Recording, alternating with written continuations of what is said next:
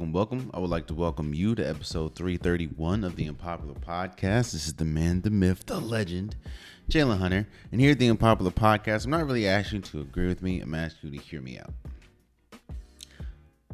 Finally.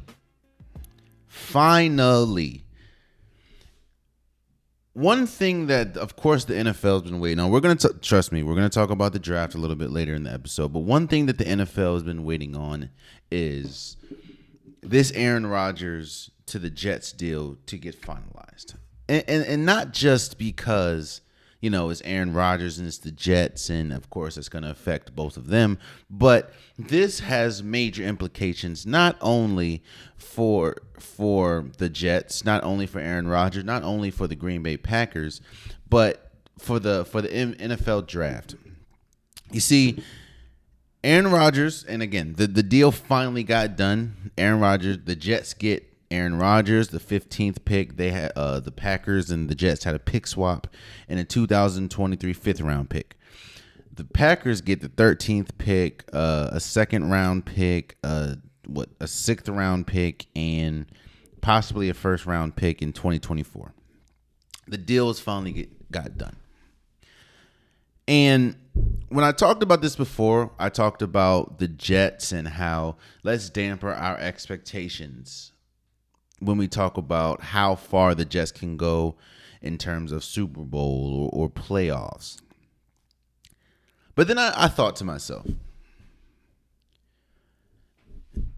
this is probably the best day in Jets, or this is probably the best event in Jets history as far as a free agent or as far as a trade, as far as acquiring somebody. Aaron Rodgers is the best player that the Jets have ever had.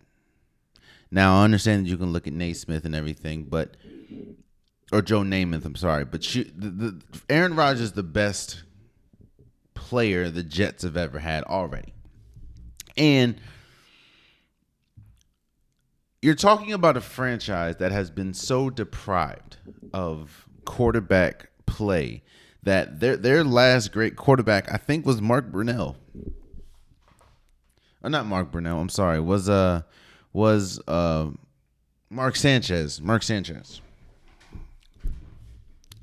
So let me break this trade down into three parts. How it affects the Packers, how it affects the Jets, and how it affects the draft. Let's start with the Jets. Of course, you get the big fish. You get Aaron Rodgers. Dan Orlowski was on ESPN, and he said that now this puts the Jets in a tier that will compete with the Bills and the Chiefs and the Bengals. I don't know if I agree with him, but let me say what the Jets, or let me describe to you what the Jets are right now. They're drastically better at quarterback than they were a year ago. And I understand Aaron Rodgers is close to the end of his career, and he's not as young and as spry as a lot of the quarterbacks that's in the AFC, but he's still arguably one of the greatest quarterbacks we've ever seen. And even though he didn't have a great season last year and the Packers didn't ultimately make the playoffs, Aaron Rodgers was still good.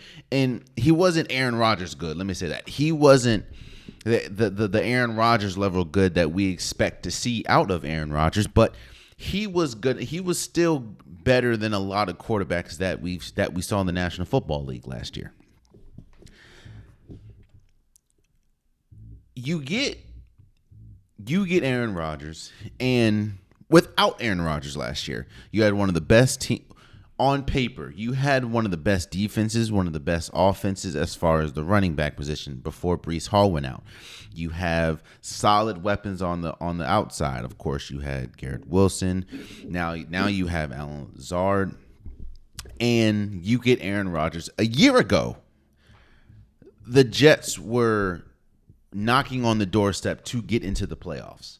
If it wasn't for a couple of bad losses at the end and a couple of things that did not go their way, the Jets would have been in the playoffs. Now you integrate Aaron Rodgers into that position. there's no way, in my opinion. Now I understand that the Jets schedule's tougher this year than it was last year, and again, it's a new quarterback, new system, and everything. But I would be shocked if they don't make the playoffs, honestly. And the biggest reason, I had to think about this for a second, and I had to think about this for a while, actually. One of the biggest reasons why I agree with Dan Orlovsky saying that the Jets could be one of those teams that could be viable for a Super Bowl in the AFC is because of just their entire roster. When you look, they have one of the best rosters in football. Yes, they're young, and when we talk about youth, you guys know I like to do comparisons, and I like to compare one thing to it. Like usually, I have a basketball comparison. I compare the New York Jets to the Sacramento Kings. The difference is this would be the Sacramento Kings if they had a Steph Curry. Because if you think about it, well, yes, De'Aaron Fox is really good. Actually, let me not say Steph Curry. Let me not say Steph. This would be the Sacramento Kings if they got, let's say, Kevin Durant. You see, the Kings are full of players that don't have much experience in the playoffs, as we're seeing, and we'll talk about the Kings in a second, but as we're seeing in the playoffs, experience matters, which is one of the biggest reasons why a lot of people have the Golden State Warriors beating the Kings. However, what we're seeing is the Kings are still young. The Kings are still fresh. The Kings are a really good team. The Jets, they were a very good team last year, and they are going to continue to be better. With Aaron Rodgers, whether he plays this year, whether he plays next year, whether he plays, a couple years down the road for the Jets, he does, even though I understand he's older and then there are quarterbacks that are better than him in that division currently, he opens the championship door because they were knocking on it with a Mike White and a Zach Wilson. Now that you have Aaron Rodgers, who is better than both of them combined, you have to say that not only should they be playoff bound, but they should be they could be in the conversation for a Super Bowl. Of course, we have to see how it goes. We have to see what happens, but and everything is on paper. We talk about this a lot. If it was on paper, if we're just talking about paper, the Rams possibly could have won the Super Bowl again. If we're talking about on paper, the 49ers would have had multiple Super Bowls at this time. On paper means absolutely nothing. You have to play on the field, and we have to wait to see what the Jets look like with an Aaron Rodgers. But right now, they are one of the best teams in the AFC. And while, again, I do still want to dampen my expectations about a Super Bowl, I do think that they are good enough, at least on paper and with the roster that they constructed, they're good enough to compete for a Super Bowl. Now, let me talk about the Packers. This trade has brought the delusion out of a lot of Packers fans. I understand that this process is eerily similar to what it was with Brett Favre going from the Packers to the Jets, and of course Aaron Rodgers coming in and taking the rings, and of course we know the rest was history. I get how this is eerily similar. I get it. But please, please hold on. Okay. The Packers are a good team. You still have Aaron Jones. You still have a really good defense. Matt LaFleur, we're really about to see if he's a good coach. Again, it's easy to coach. I'm not talking about. It's easy to coach stars. And let me not say it's easy. Let me not say that. It's kind of like a cheat code coaching a star. Because you don't, especially a superstar, an all-timer, you don't have to do much coaching for an all-timer. because they know the game. You think, how hard do you think it is really coaching LeBron James? And I'm not talking about Darvin Ham. I'm not talking about Ty Lue. I'm not talking about anyone that's coached LeBron. But I'm sure it's a lot easier coaching LeBron than coaching a player that's probably or that's definitely not on the level of LeBron James. You think it's pretty I'm not going to say easy, but it's easier, I'll say, coaching maybe a Aaron Rodgers than it is coaching a younger player. We're really about to see if Matt LaFleur is a good coach because you have Jordan Love. Now, let's talk about Jordan Love for a second. I am a proponent of a team will tell you their intentions and show you their intentions without telling you and showing you their intentions. What do I mean by that? I've said for a while now that if the Packers really trusted Jordan Love, if the Packers really wanted or really thought that Jordan Love was the quarterback of the future, they would have been gotten off of Aaron Rodgers. Aaron Rodgers, what they were waiting on was Aaron Rodgers to have a down year, which he had last year. And as we see, the one time you have a down year, you're out of there. It's very hard to get off of a quarterback that just wins an MVP. So we're really about to see how good Jordan Love really is, but I think we already know how good Jordan Love is. Yes, I think from what we saw last year, he has improved from his first year. That's just given. When you're in the system, for as long as you're in the system, you should improve.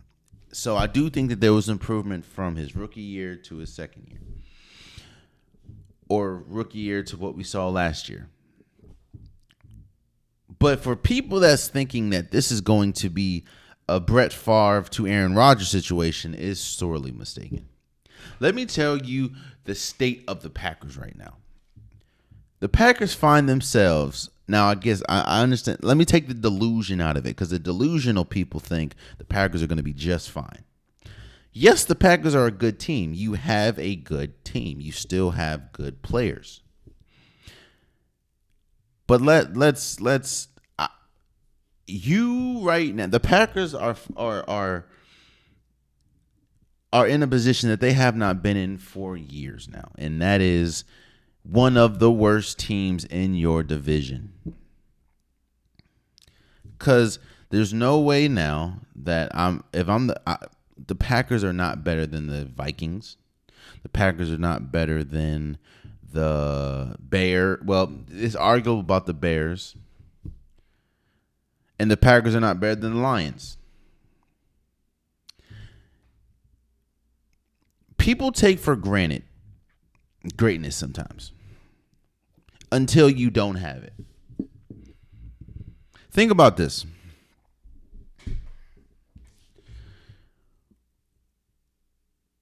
When's the last time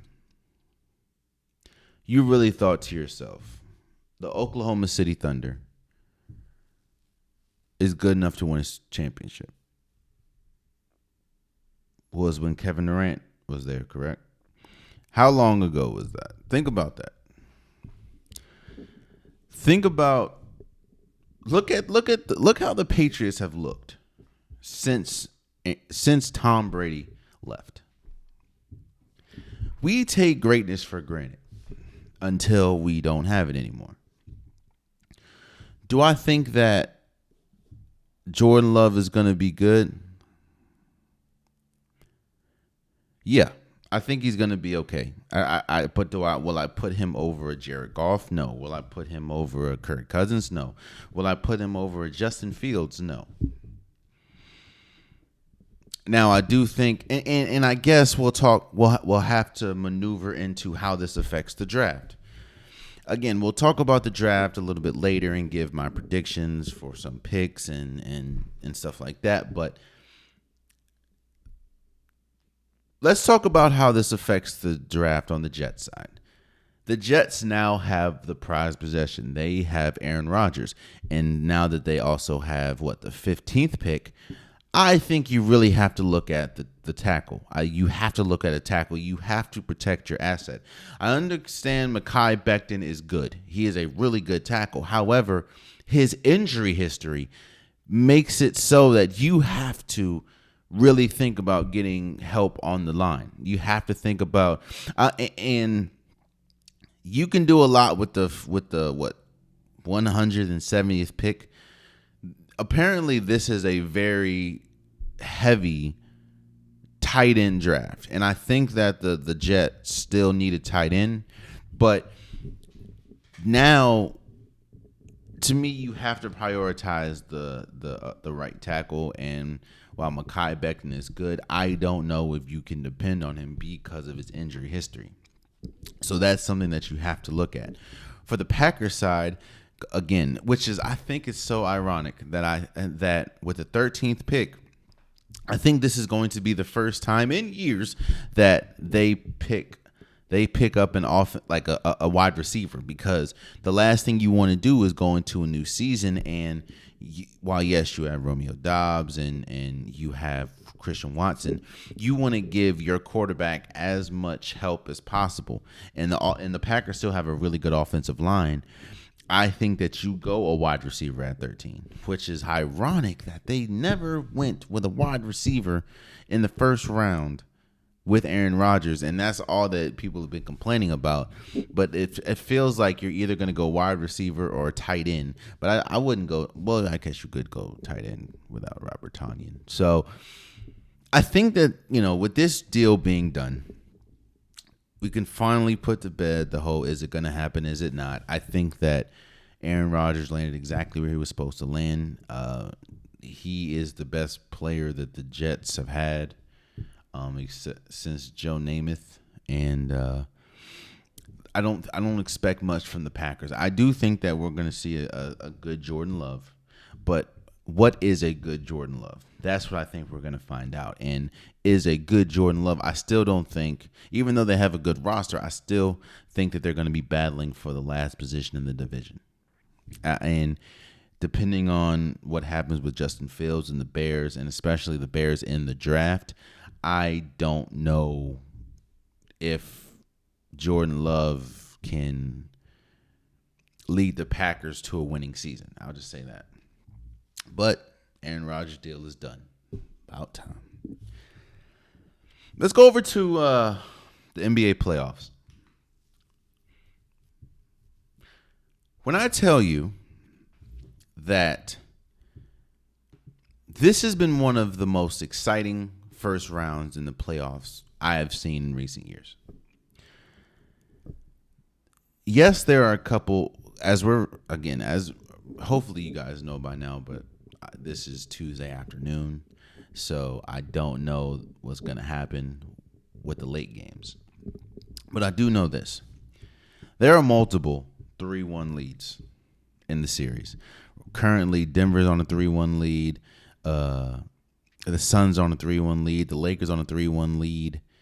The Celtics are on a 3-1 lead. And the Knicks are on a 3-1 lead. And the one that I want to talk about the most, the one that is shocking to me, is the Miami Heat is currently on a 3-1 lead, series lead against the Milwaukee Bucks.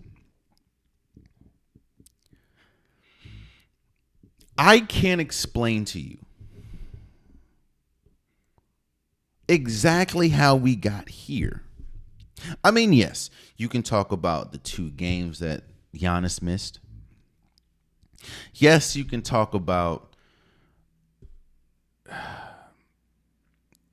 the coaching and the adjustments that at least one coach seems to be making, the other coach isn't. But let me explain to you why this is so shocking to me. Because a lot of people, including myself, had the Bucks at least going to the finals. Some people had them winning the finals, but at least making it to the finals. They're the deepest team in basketball. They have arguably the best player in basketball in Giannis. And they have one of the best complementary players in basketball, which is, of course, is Drew Holiday and Chris Middleton. And you're playing a team that just came out of playing 2 games in the play-in. Now, I understand momentum is a thing. And we'll kind of talk about momentum when we talk about the Lakers series.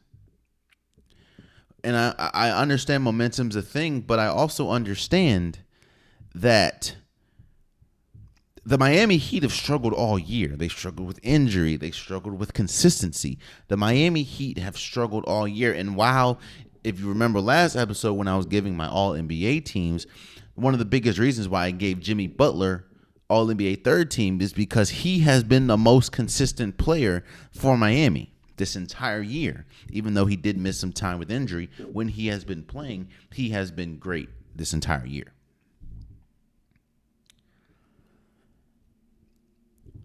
But I'm shocked because the Bucks are still playing really good. Giannis just had a playoff triple-double. And we can talk about the 2 games that Giannis missed. But one of those games, the Heat lost by like 20, 30 points.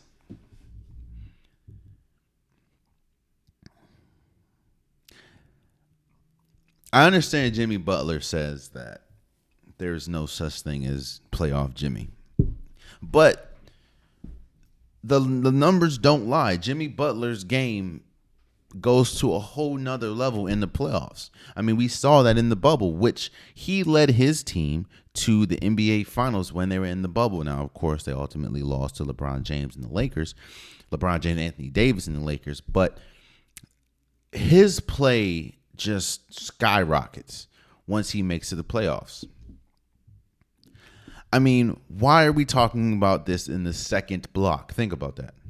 Jimmy Butler just dropped 56 points against one of the best defenses in the league.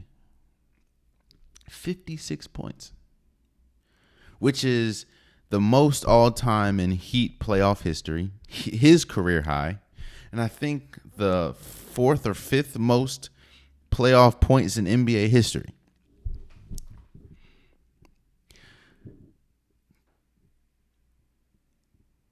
Momentum is a thing.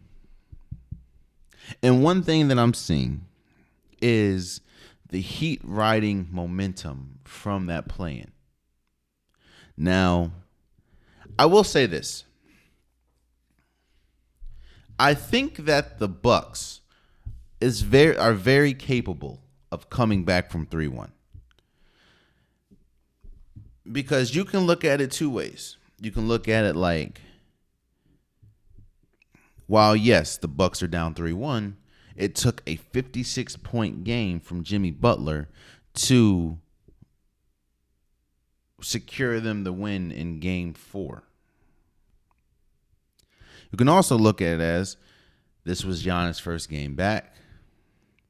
And even with his first game back and obviously still dealing with back pains as we saw in the game, he finished with his 26-point triple-double. And and you still have to win 2 at home and just 1 on the road. And one of the 2 at home is a Game 7. So if you're a Bucks fan, or you're the Bucks, you're just telling yourself, there's no way.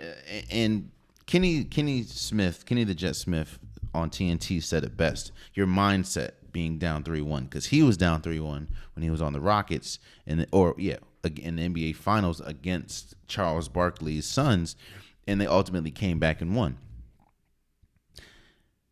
Their mindset would be, there's no way they're beating us at home, and all we have to do is win 1 more in Miami.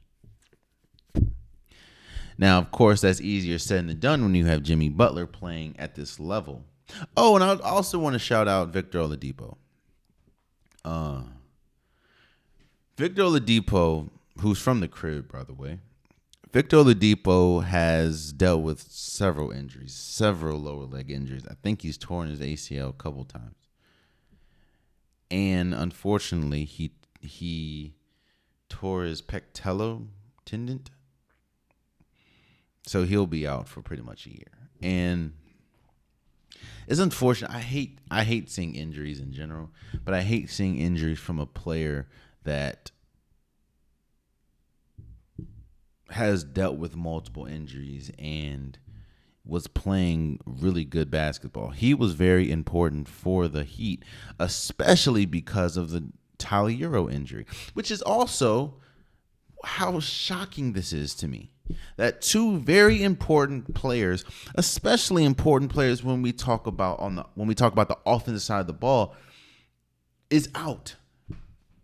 So, of course, you need Jimmy Butler to step up and do more, which, of course, he shot 28 shots, I think, only and made 19 of them. So he only missed 9 shots and had a 56-point game. This is one of the most shocking series, of course. And you can go back to my predictions. I didn't even think Miami was going to win like a game or two. I thought it was probably going to be a gentleman sweep. But Miami, I'm pleasantly surprised, and I was wrong. Miami is playing incredible. Now, it's all about finishing out. I usually would say that this series is over, but I've seen on several occasions a team come back from 3-1.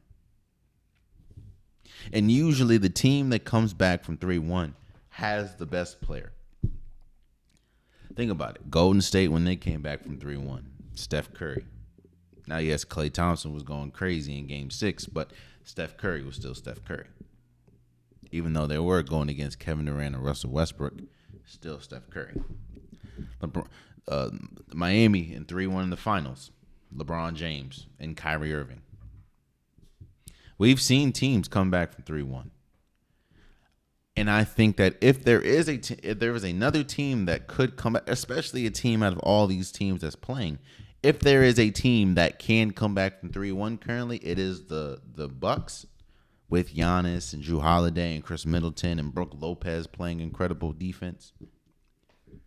But I will say, I am pleasantly shocked of how good Miami is playing against a team. Well, yes, I understand Giannis was out twice, but one of those games, the Bucks were dominant. Maybe it's adjustments. We know Eric Spoelstra is one of the best coaches in NBA history. And we also understand that he's one of the best coaches at making adjustments. Mike Budenholzer, there was a time when Miami went on like a 22 or 24-2 run. Like straight. You don't think to call a timeout in that situation? To like chill the crowd out, chill the momentum? He didn't, and they lost. And now they're in the 3-1 hole. So, again, man, shouts out to Jimmy Butler for dropping 56 points and literally carrying his team, because we're not seeing consistent play out of Kyle Lowry because of the hamstring injury, and we're not seeing consistent play out of Bam Adebayo because, I don't know, maybe he's tired on the offensive side of the ball because you have to go up against Brook Lopez, who's a big body, and you see that they switched Bam Adebayo on Giannis a couple times. I don't know, but Bam Adebayo has been hella inconsistent. And maybe an adjustment, because I heard people say Giannis has to guard Jimmy Butler. That's a tough ask. Don't get me wrong. I understand Giannis is the best player in the world, possibly. That's a tough ask for a player that has that's nursing a back injury. I understand he had 26, 10 and 8 or something, or 10. But he still has a back injury, which we saw was bothering him throughout the game because he was getting constant treatment throughout the game. But shouts out to Jimmy Butler. Shouts out to Miami for being up 3-1. And we'll see what happens. You know what happens when you poke a bear? Or if that's the mantra that you want to give it. And you're not equipped. You know what it is? I'll say it like this. You don't do something if you're not ready for the consequences. Because every action has a consequence. Every action has a reaction.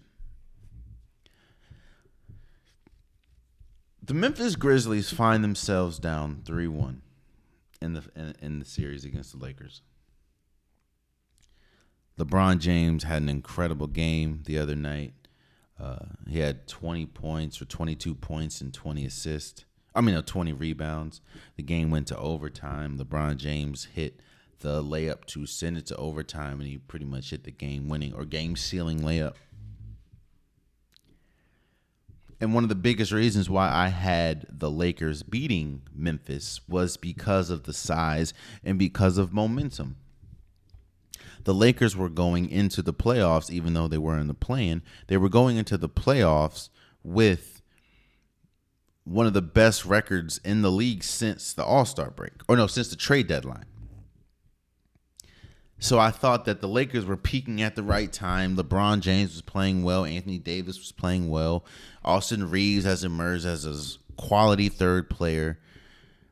The Lakers are playing their best basketball at the right time. And that's one of the biggest reasons why I had them beating the Grizzlies. But one thing that we're seeing from this entire series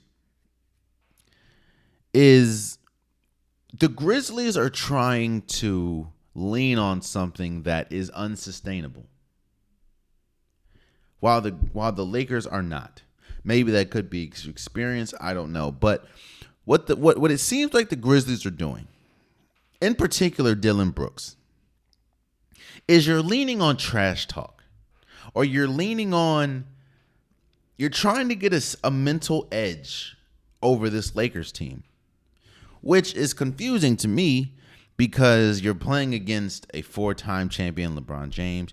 You're playing against a NBA champion in Anthony Davis. You're playing against players that have experienced playoffs. You're playing against players. Now, yes, not all of them have experience in the playoffs, but you're playing against a team that is led by arguably the greatest player of all time. And you think that trash talk, you think that you're getting under a player's skin, you're getting under a team's skin by talking, which I also think is funny that Dillon Brooks, I poke bears and I'm not going to respect LeBron James I don't respect anybody that doesn't give me 40 points and he's old. Since then, I don't think Dillon Brooks has had one media availability. He continues to cancel it. Then he gets ejected for making contact to LeBron James's groin. Then he says the media and fans are turning him into a villain, even though just last year he called himself Dillon the Villain. And what he's doing, and people get on Draymond Green for this, but Draymond Green is 10 times better than Dillon Brooks. Let me first say that. But what people get on Draymond Green about is they feel he cashes checks that Steph Curry is going to have to, you know what I'm saying? He cashes that's it. He writes checks that Steph Curry is going to have to cash. Because we know Steph Curry is the best shooter of all time. We know that when it comes down to it, Steph Curry is the most important offensive player on the team. And while Draymond Green is incredible, and Draymond Green, in my opinion, will be a Hall of Famer, he's arguably one of the probably the best defender of this generation. He says things that people feel that he says things that Steph Curry then has to back up. What Dillon Brooks is doing is Dillon Brooks is talking, and he's writing checks that someone like a John Morant has to cash. But the problem is John Morant talks too. Remember the whole "I'm fine in the West" thing. This team, the Grizzlies, I love the confidence. Let me get that. Let me get that out the way. I love a confident team. But there's a difference between confidence and naivety. There's a difference between confidence.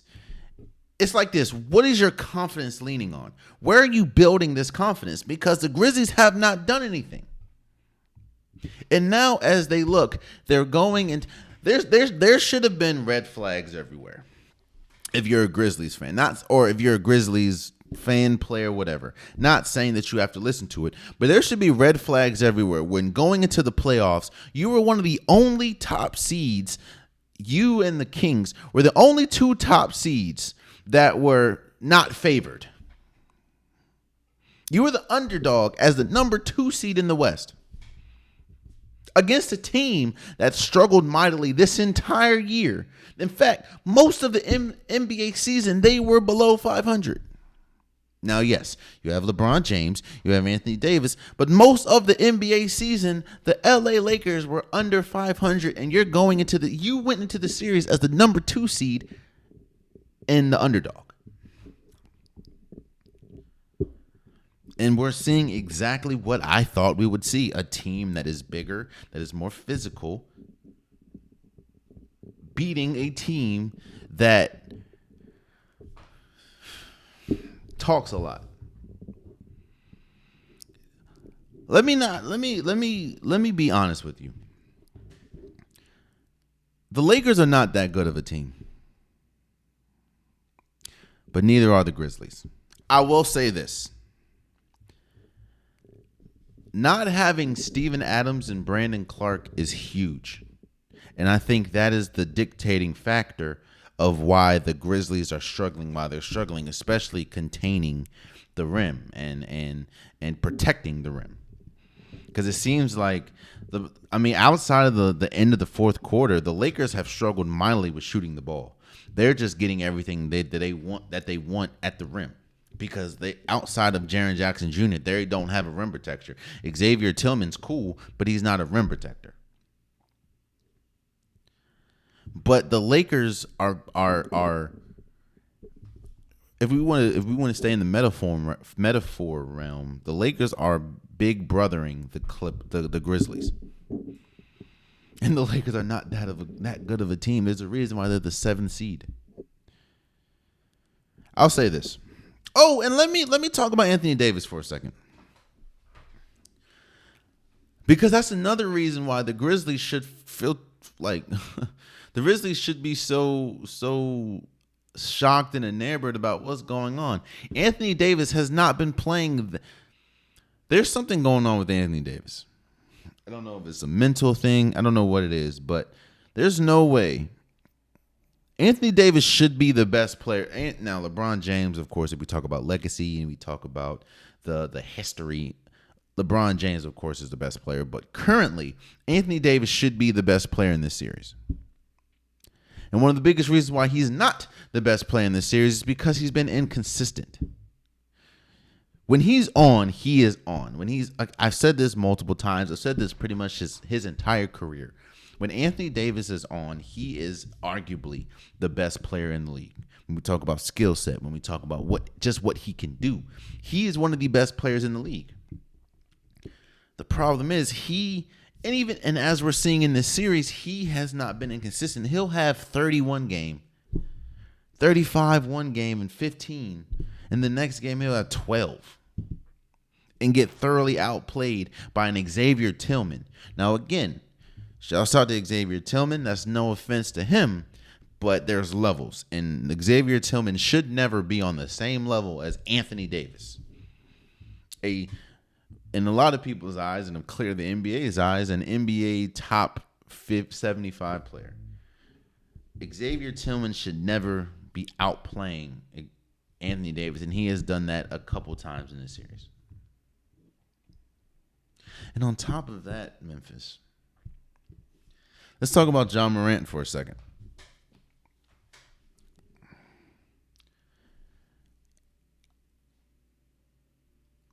One of the biggest how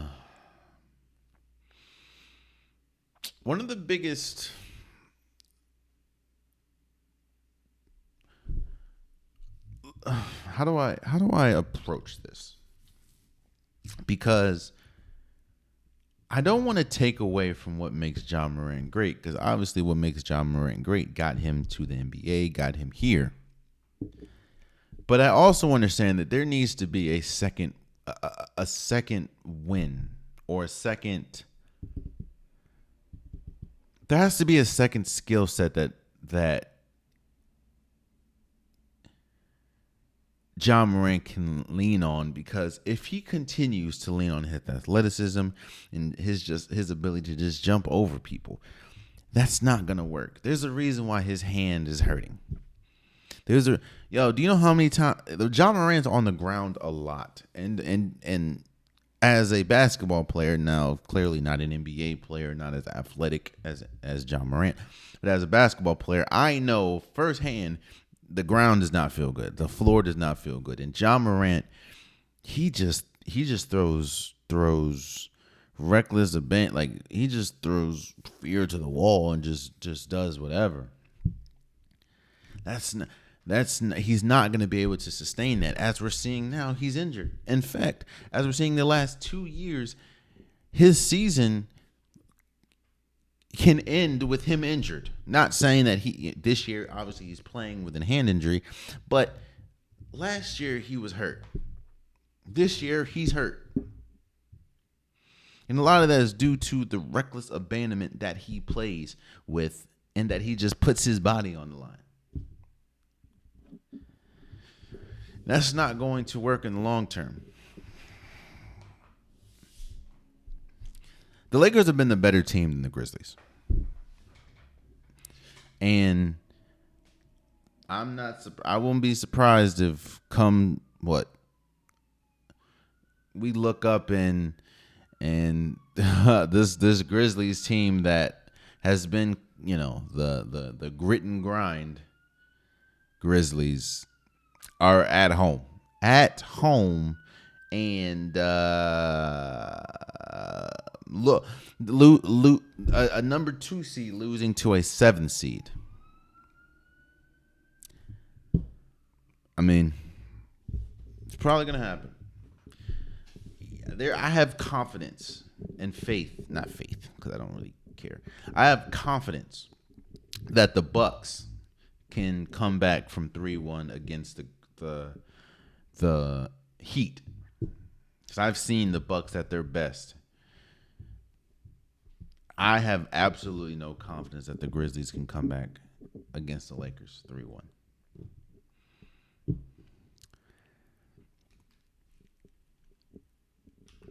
If you look, and we'll move forward from there. If you look at every single... Now, let me not just put it on them. I've said this before. If you look at every single champion, whether we talk about football, whether we talk about basketball, whether we talk about baseball, if you look at hockey, if you look at every champion, there are breaks. They get breaks. There's never been a champion that hasn't gotten a break. And the break doesn't have to be, an injury, or it could be a bad call that goes their way. It can be they just hit the right matchup because the matchup they were supposed to play loses. Every Super Bowl champion, every Stanley Cup winner, every World Series champion, and every NBA champion catches a break. Now, that doesn't take away from the greatness, because you still have to play who's in front of you. You still have to play a team. You still have to win the games. But almost think about this.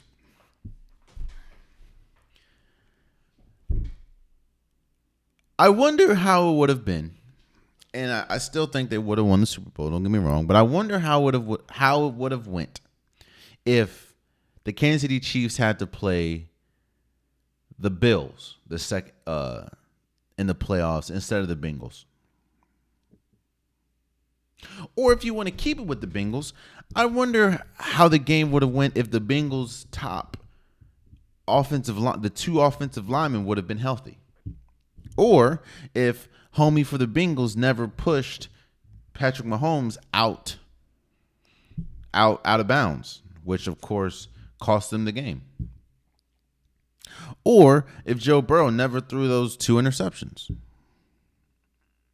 Or let's go with baseball. What happens if the Astros play the Yankees instead of the Phillies? And while Aaron Judge was struggling in the playoffs, what happens if the Phillies play the Yankees and Aaron Judge is not struggling? What I'm saying is every team gets breaks. It's just, do you capitalize on those breaks? Hell, even the losing team gets breaks. Like, imagine, if you want to go back to football, imagine if Von Miller was playing for the Bills. Do you think that they arguably could have beat the Bengals? Or what happens if Brock Purdy finishes the game like healthy? Do you think that they could have arguably beat the Eagles? Or if even in the Super Bowl, what if Jalen Hurts doesn't have that freak play which cost them a touchdown? What I'm saying is, every champion has a break somewhere in their journey to get to the big game.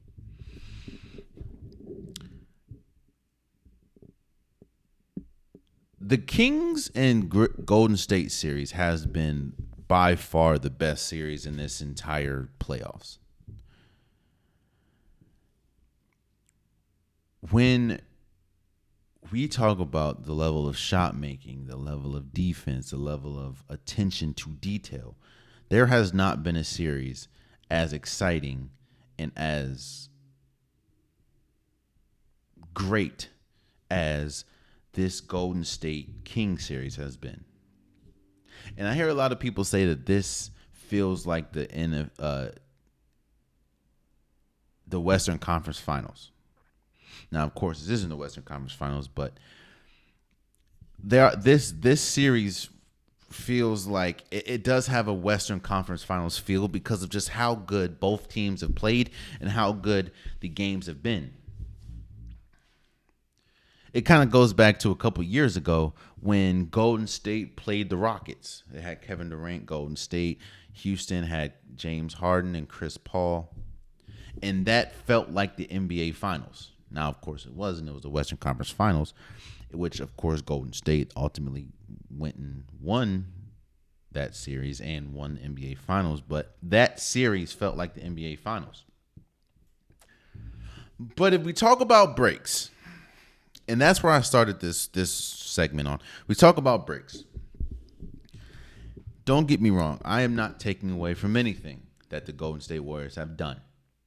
I'm not discounting them. I'm not discrediting them. Golden State won and earned every single championship they have. But when we talk about breaks, let's break down the Golden State Warriors breaks. 2015, their first year they won the championship. Kyrie Irving and Kevin Love were out. Break. 2017, they had Kevin Durant. I'm not saying that they would have won the series, but I think it was game 1. Kawhi Leonard and the Spurs are up 22 points against Golden State. Kawhi Leonard goes out. We know what happens to Kawhi Leonard after that. Break. 2018, the Golden State Warriors are down 3-2 to the Houston Rockets in the Western Conference Finals. Break. Chris Paul pulls his hamstring. Doesn't play again. Out. 2020 NBA Finals. In fact, it wasn't really just the NBA Finals. It was the path. You're in a dogfight against. Oh, in fact, it was every series but the finals. First series last year, Jamal Murray wasn't playing. Series number 2, you're in a dogfight against the Grizzlies. Ja Morant goes out. The next round, instead of going against the arguable better team and the team that a lot of people are expecting you to go against, which is the Phoenix Suns, who had arguably the best, actually I think had the best regular season last year, you go up against a team that's you just outmatched and you're just better than, and that is the Dallas Mavericks. Now, yes, they have Luka, but they didn't really have anybody else.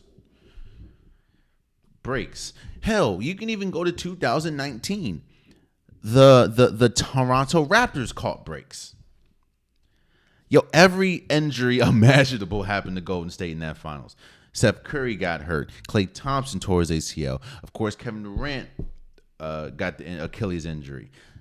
DeMarcus Cousins got hurt. Draymond Green got hurt. Breaks. Why am I talking about this?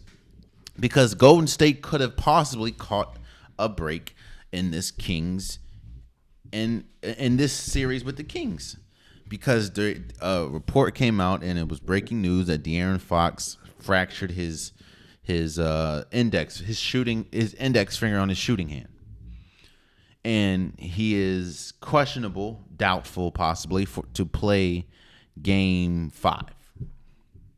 Now, of course, he can play Game 5, but he's going to have to wear a protective sleeve on his finger, which a lot of people are talking about Kobe Bryant doing that. Not everyone's Kobe Bryant, bro. Let's be real. Now, I do think that De'Aaron Fox probably will play, but it drastically hampers his shooting ability and how serviceable and how good he is, because you have a whole cast on your shooting hand.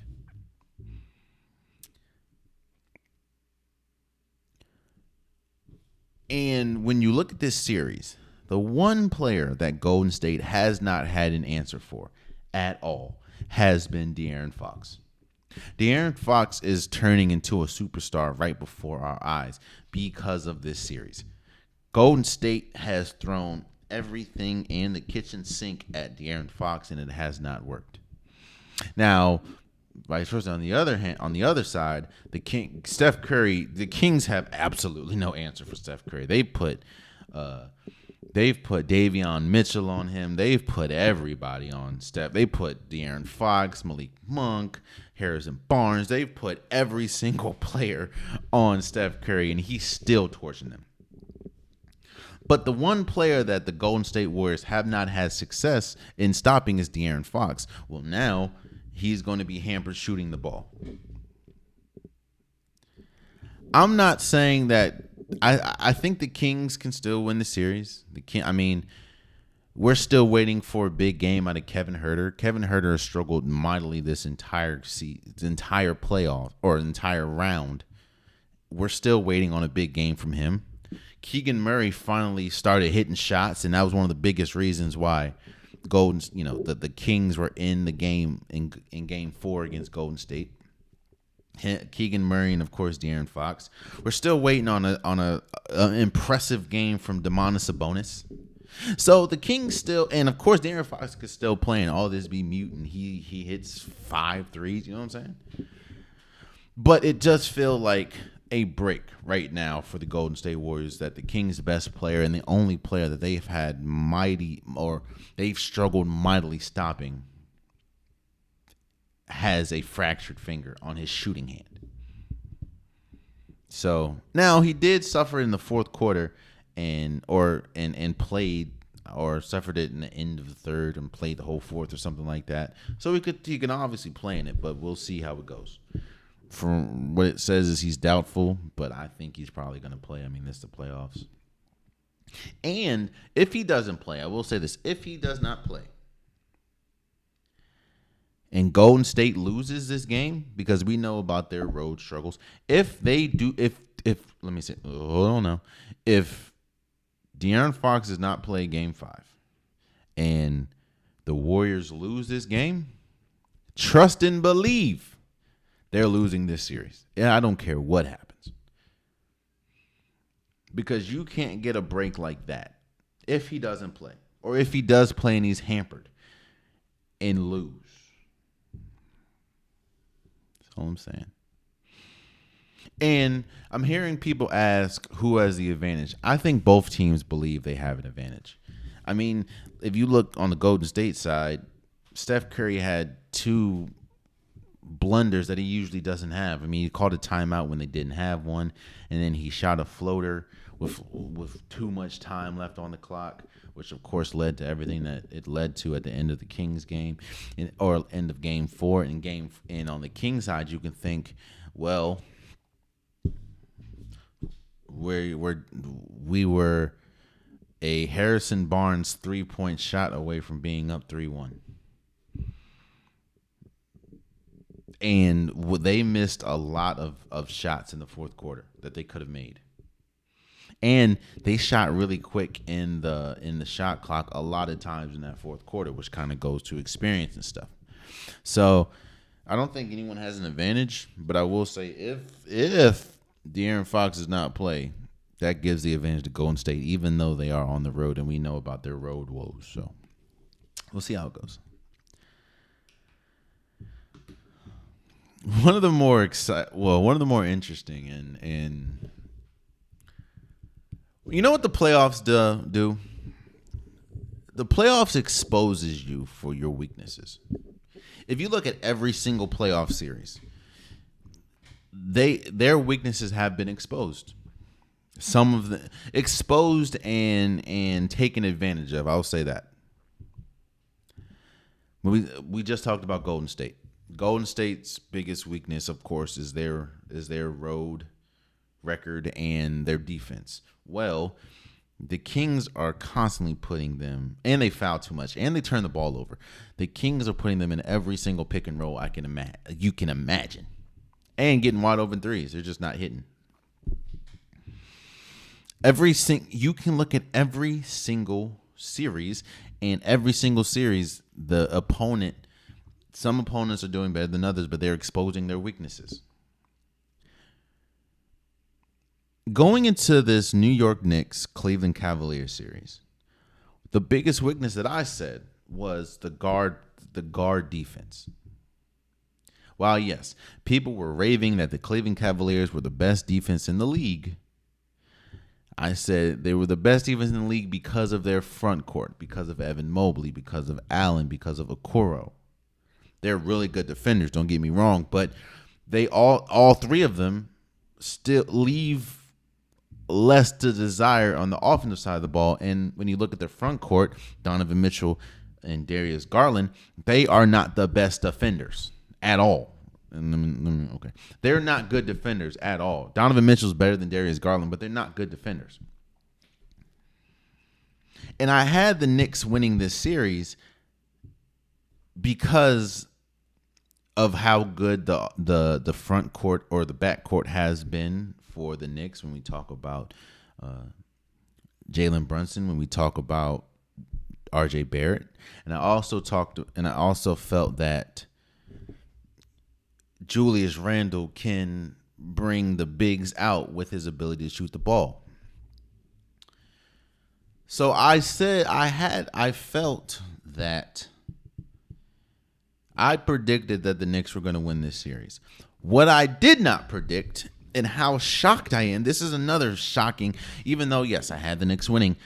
One of the reasons why this is one of the more shocking series is because of how dominant the Knicks look compared to the Cavaliers. Now, yes, the Cavaliers do go on runs, and they went on a big run in Game 4, but they ultimately lost. But the Knicks look drastically better than the Cavs. Jalen Brunson, he is playing the best basketball. And shouts out to Joe Budden. Joe Budden said this, and I had to really think about it because he could be true. Joe Budden said that Jalen Brunson might be one of the best point guards, especially point guard acquisitions when we talk about free agency and everything, that the Knicks have ever had. And I'm thinking like, what? But then I'm thinking, yeah, you had, of course, Walt Frazier. I'm not taking away from them. Yes, you had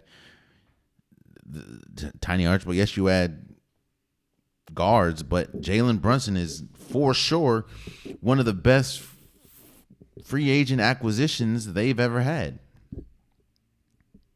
And we're seeing it matriculate in the playoffs. Jalen Brunson is looking at Donovan Mitchell like, bro, you're lunch.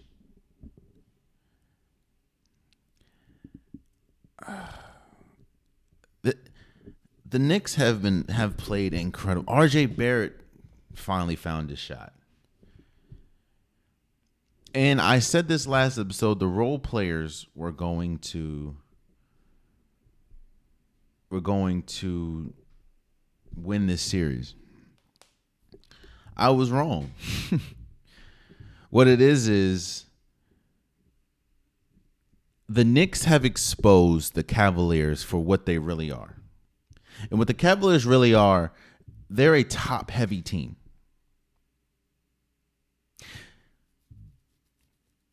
They're a top-heavy team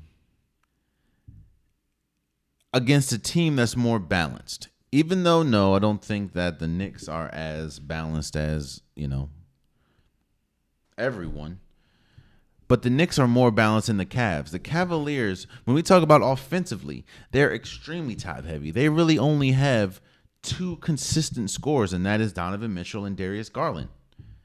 You can kind of put Karis LeVert, but no.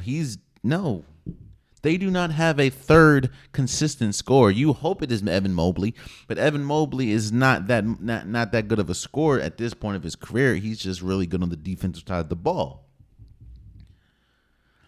But the Knicks are saying, Donovan Mitchell, we're not going to let, Donovan Mitchell or Darius Garland, one of them is going to go off. Ain't nobody else beating us. And that's what we're seeing.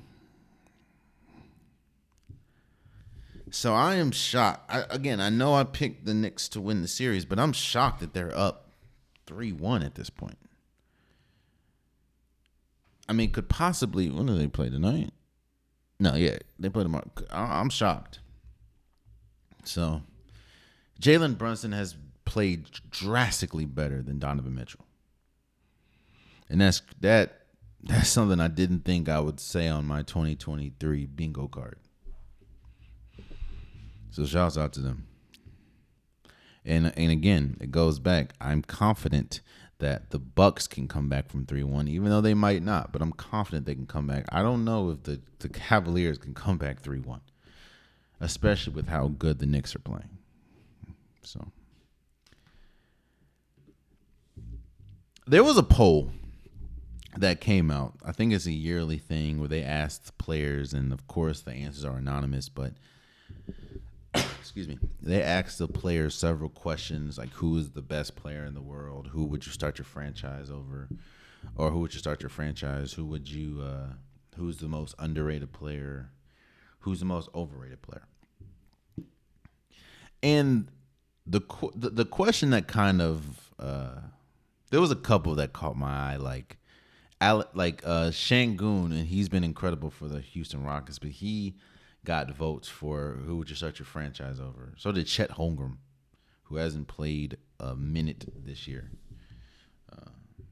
But the one that I'm focusing on, and it kind of ties into the playoffs, of course, is Trae Young was voted the most overrated player in the league.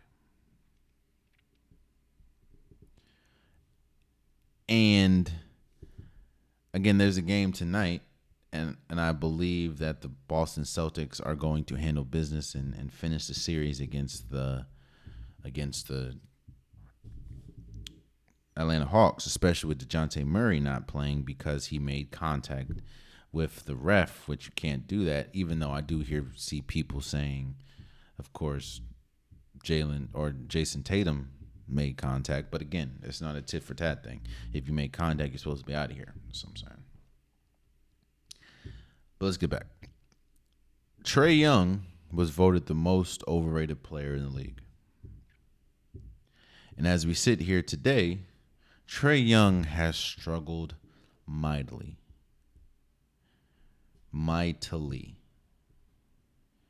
this series. Which is one of the biggest reasons why I didn't think they were going to win the series. I don't. That's one of the biggest reasons why the the the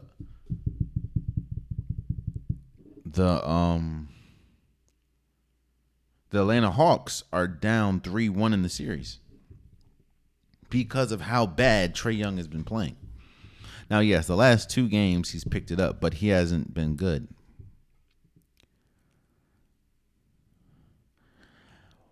You see, there's a reason why when people say that Trae Young is the next Steph Curry, I kind of like, okay. Because Steph Curry affects the game in so many. Yes, we know Steph Curry to be the greatest shooter of all time. But he affects the game in so many different ways. Whether we talk about passing, whether we talk about, getting other people involved.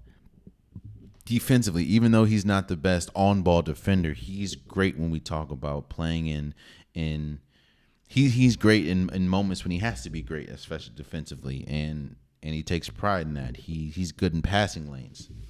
I mean, the year that he had the 50-49, the year he won this, I think it was 2016. 2016, when he won his second, the unanimous MVP, he led the league in steals. Trae Young only affects the game one way, and that's scoring the ball. Yes, he's good at times assisting, but it's very inconsistent. And when you're playing against a team like the Celtics, when you are the underdog, you have the lesser team, you have to do more than just score. And as we're seeing, once the Celtics cut off the water for you to score the ball, what else do you have? And as we've seen, Trae Young is not that good anywhere else.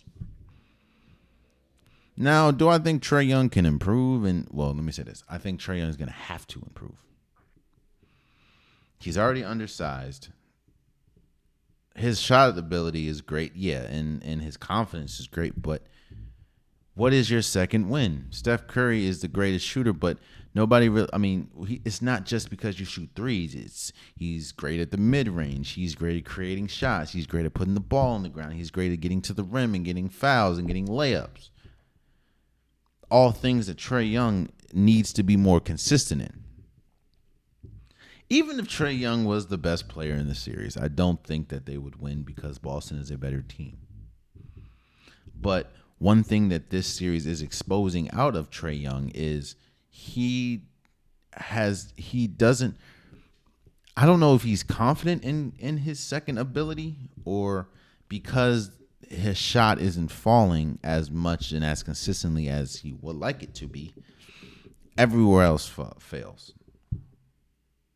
And if it doesn't get better, he'll just be okay. And I don't think you drafted him as high to draft him just to be okay.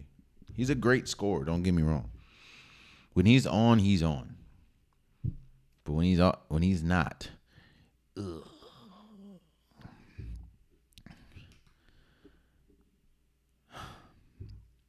And then we get to a string of series that we don't need to stay on long. A lot of these series I believe these series will be over by the time I see you again on Saturday. In fact, I believe these series will be over by the time you watch this tomorrow. As the first one is the Denver Nuggets and the Timberwolves. Denver's up 3-1. Denver has been the superior team. It kind of feels like when I watch these games, the Timberwolves quit. It feels like I could be wrong, but it just feels like they quit. Last game, even though they had a good game, there was a point in that game where I thought that Anthony Edwards was the only player that really felt like playing. Karl-Anthony Towns, he had 25 points, but he shied away it just feels like the Timberwolves quit. a lot of times. Now, yes, I know they did win the game, but a lot of that was off the backs of Anthony Edwards having an incredible game. I think that the Denver's has been the better team. They've been the deeper team. Jamal Murray is playing like Jamal Murray of old. Nikola Jokic had a 46-point game last. It's Aaron Gordon has been so important to this team, as well as KCP. I just think this series is going to be over fairly well. I think when you watch this tomorrow on Wednesday 9:00 Eastern on YouTube, the Denver Nuggets will have won this game. So that's one. Two, and this is very unfortunate because I feel I have to stop saying that. We have to stop saying that as people. As sports fans, I think sports fandom and I think that hope is I don't know why we thought that the Clippers. I know why we thought. We thought the Clippers were championship caliber teams, was a championship caliber team because they had Kawhi Leonard, or they have Kawhi Leonard, they have Paul George. Now they have Russell Westbrook, and if three of those are healthy, all three are healthy, I think that they're beating the Suns. But again, the if they're healthy part is huge. And the fact of when is the last time Kawhi Leonard and Paul George have both been healthy in key situations? I can't remember last time. And now you look, the Suns, which the Suns have problems too, but the Clippers don't have the players to capitalize. The Suns starters play damn near the whole game. I think Kevin Durant's averaging like 45 minutes a game. Like the Suns they don't have a bench. However, the Clippers, without Paul George, without Kawhi Leonard, they're not that good defensively. Russell Westbrook is playing out of his mind. Had 2 30-plus point games. Had a 37-point game the other day. But you don't have enough because your best 2 players are not there. And it's crazy that now I'm really thinking about it, why I thought that they would be. Now, I am interested to see, the Suns Nuggets matchup in the next round, but I think the Sun, again, just like the Timberwolves, I think when you watch this Wednesday, 8:00 Eastern, 8:00 in the morning Eastern Standard Time, that the Clippers will be on their way to Cancun alongside the Timberwolves. And I also feel that way about the Atlanta Hawks. Oh, okay. So, a team that's already won, and I predicted it was going to be a sweep. It is the 76ers. The 76ers beat Brooklyn in 4 games. The last 2 games are pretty competitive, but again, when you have the best 2 players in Joel Embiid and James Harden and Tyrese Maxey, so you have the 3 best players, you're gonna win. And I'm not gonna say. I mean, Brooklyn, Mikal Bridges was 10 times better than I thought he was, but a lot of the reason why the Brooklyn Nets are in the playoffs are because of players that's not on the Brooklyn Nets currently. And that's just what it is. And once you make it to the playoffs and you play against a superior team, that's going to happen. So I'm shocked that the Hawks didn't get swept.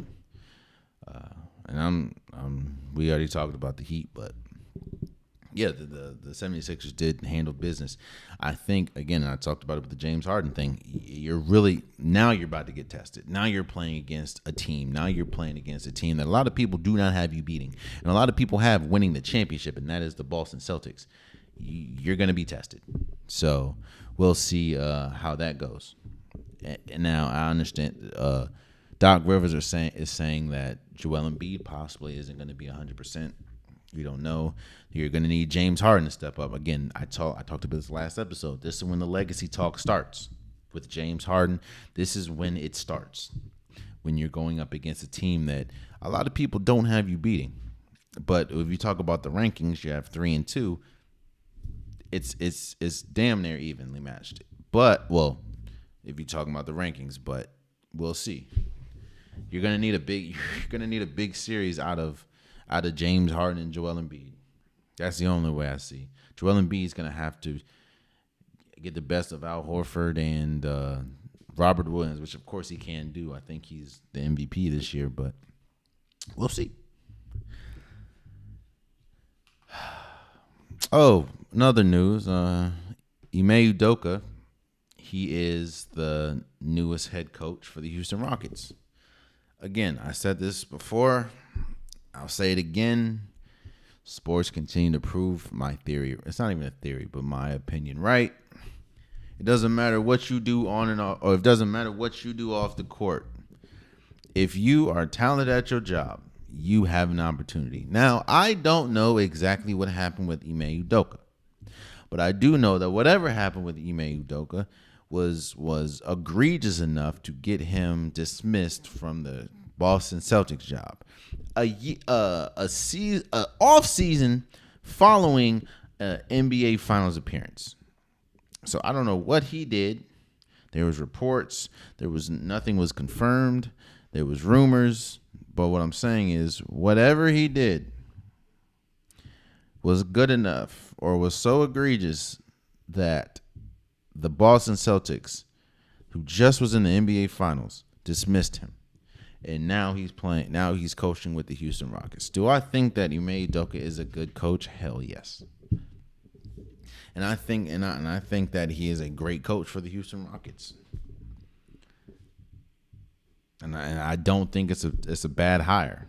I think Ime Udoka is a really good coach. And again, I don't know exactly what happened with the whole Boston Celtics situation. I know it was reported, and of course I'm not going to speak on it, but I know it was reported.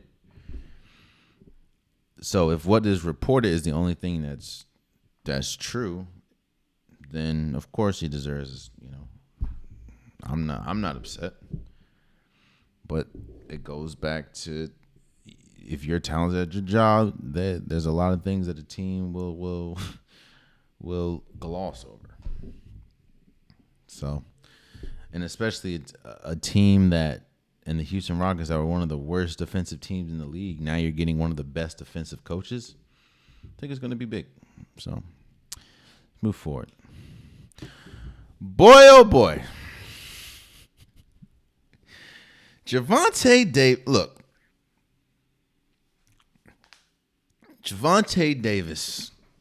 TKO'd Ryan Garcia in the 7th round. Look, I know a lot of people are saying this is just look. I understand you have people like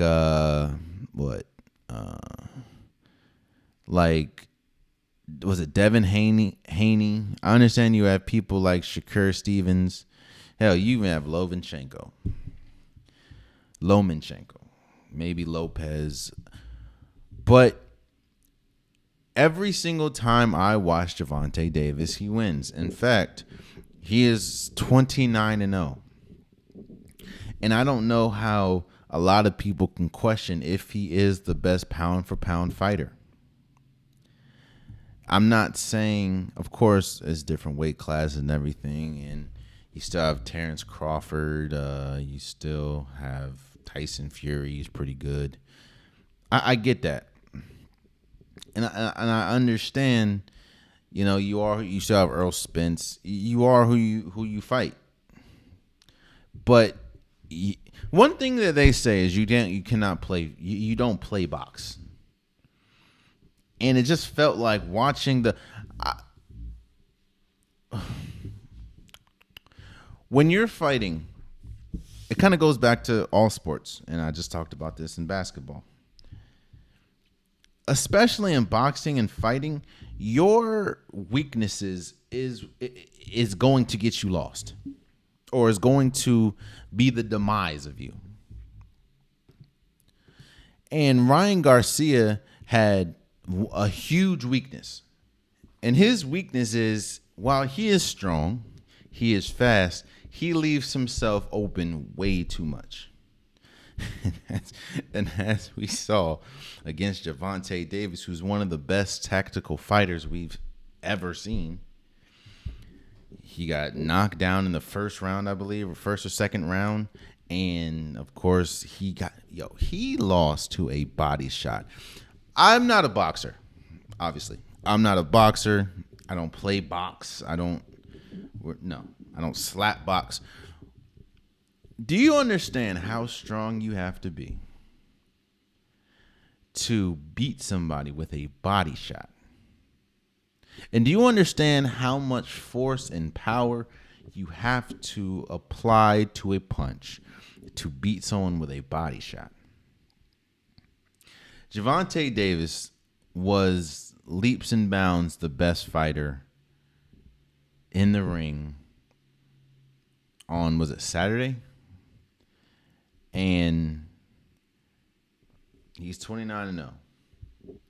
And I'm interested to see who his next fight is. A lot of people are saying it could be Devin Haney. A lot of people are saying it could be Shakur Stevens. I don't know. But I know that it would behoove me to bet against somebody that is 29-0. I think Ryan Garcia is a good fighter, but there's levels to this. It's kind of like Trae Young is a good basketball player, but then there's Steph Curry. Brandon Ingram's a very good basketball player, but then there's Kevin Durant. So shouts out to Gevonta Davis from the crib also. Gevonta Tank Davis for beating Ryan Garcia in a TKO match. Beating Ryan Garcia by TKO in the 7th round. Bro, that body shot. I think Ryan Garcia is going to be the cover because that body shot, bro. He knocked that man. Boy, let me tell you. I think lastly, before we go, we have the draft. I know I haven't done no mock drafts. I haven't been talking about it like that, but the draft is here. The draft starts on Thursday, ends on Saturday. And the biggest one thing that you're hearing about this draft is, of course, it's one of the best drafts when we talk about interior linemen, when we talk about tight ends. It's also a draft. How do I say? It's also a swing and a miss draft. Especially when we look at the quarterbacks in question. Of course, you have Bryce Young, you have Anthony Richardson, you have C.J. Stroud, and you have Will Levis. Those are the four. Those are the 4 quarterbacks that are pretty much in question. And when you're the Carolina Panthers, these decisions can make or break a franchise. I mean, think about it. They drafted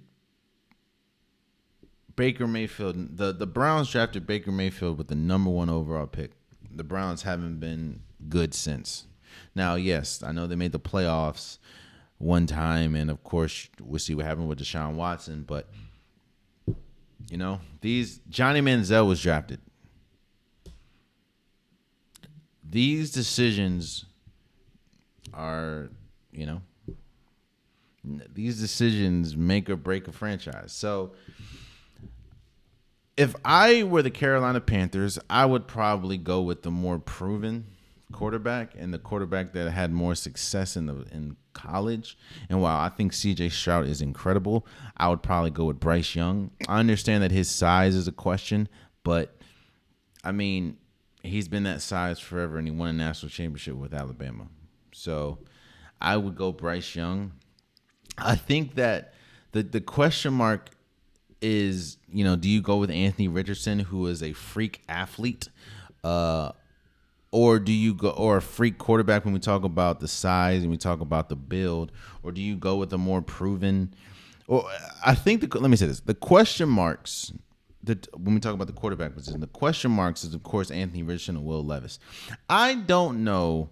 I think Will Levis finished the season or finished his career 17-7. I don't know why there's so much love on Will Levis. I know he has a cannon of an arm, but here's the thing. I understand that there's a there's a combine. I understand that there's a pro day, but what do you put on tape? And I understand that Will Levis hasn't really played with NFL players. Neither has really any Anthony Richardson, but Anthony Richardson looked drastically better than Will Levis when he was with, of course, Florida. And, of course, I think C.J. Stroud's the second best quarterback, arguably first best in this draft. What I will say is none of these quarterbacks excite me. And I don't think, I could be wrong. If I'm wrong, I definitely would come here and say it. But none of these quarterbacks to me are franchise-changing quarterbacks. I know a lot of people are probably going to wait for next year when Caleb Williams, who looks like he could be a franchise changer, he'll be in the draft. And was it Drake May? But Bryce Young is good. C.J. Stroud's good. Anthony Richardson's good. Will Levis is good. None of them, to me, are franchise-changing quarterbacks. I could be wrong. I think if there was one that could be out of those four, it would be Bryce Young, and number two would probably be C.J. Stroud, but I don't see it. And honestly, if there's a player that I think could fall out of the top or could drastically fall from what their draft stock should be, is probably Jalen Carter. I think Jalen Carter is the best defensive player in this draft.